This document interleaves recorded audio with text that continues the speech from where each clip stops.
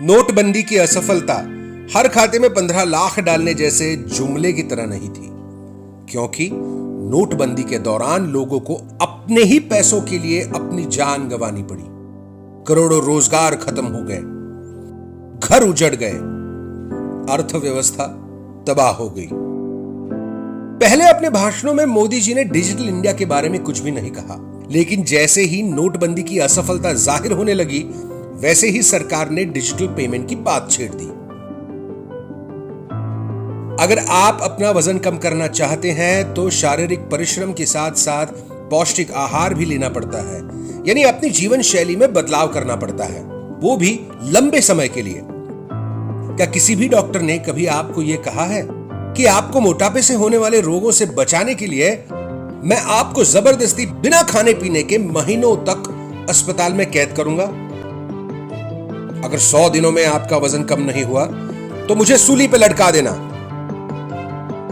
अगर मोदी जी वाकई डिजिटल अर्थव्यवस्था करना चाहते थे तो उसके अनेक तरीके हैं। सामान्य आदमी को शक की दृष्टि से देखने के बजाय और उससे गुनहगारों की तरह अपने ही पैसे के सबूत मांगने के बजाय टेक्नोलॉजी का उपयोग करके डिजिटल पेमेंट को प्रोत्साहित करना चाहिए था।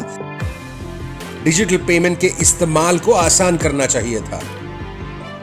लेकिन इनका तरीका ही अलग है। वजन कम करना है, आइए हम आपके दोनों हाथ काट देते हैं, आपका वजन कम हो जाएगा। असल में तो एक साधारण थानेदार भी जानता है कि उसके मोहल्ले में कौन कहां काला धंधा कर रहा है। वित्त एवं गृह मंत्रालय के पास हर साल लाखों करोड़ों रुपयों का बजट होता है। क्या इनकम टैक्स विभाग, ईडी, सीबीआई, सीवीसी, पुलिस आदि मिलकर यह पता नहीं कर सकते थे कि काला धन किसने और कहां छुपा रखा है? बैंकों से देश का पैसा लूटकर कुछ अमीर लोग कहां गायब हैं? रियल एस्टेट और बैंकिंग क्षेत्र में रिफॉर्म्स, बड़े इनकम टैक्स चोरों को सख्त सजा, टेक्नोलॉजी का उपयोग जैसी चीजों से काले धन की समस्या मिट भी जाती और हम डिजिटल अर्थव्यवस्था की ओर बढ़ते। गरीब और आम भारतीयों को अपना रोजगार और जान गंवाने की क्या जरूरत थी?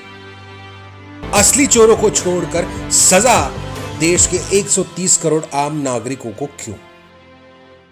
एक छोटा व्यापारी भी इस प्रकार के अप्रत्याशित झटके देकर अपना व्यवसाय नहीं चलाते तो इस विशाल देश का प्रशासन कैसे चलेगा?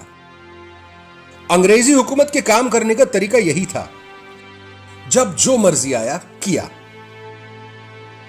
पर क्या एक लोकतांत्रिक शासक को यह पता नहीं था कि बड़े स्तर पर योजनाएं कैसे बनाई जाती है? उन योजनाओं का लंबे समय में क्या असर पड़ेगा? क्या एक आदमी की सनक पर बिना विशेषज्ञों की सलाह के देश चलाया जा सकता है? हमारे इरादे नेक थे, यह कहकर क्या वे अपनी जिम्मेदारी से पल्ला झाड़ सकते हैं?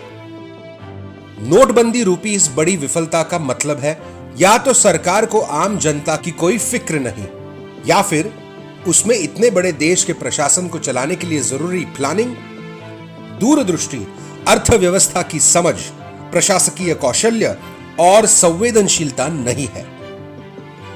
यह सरकार या तो क्रूर है या निकम्मी है या दोनों है। नोटबंदी के बाद इसके अलावा तीसरा कोई तर्क नहीं हो सकता।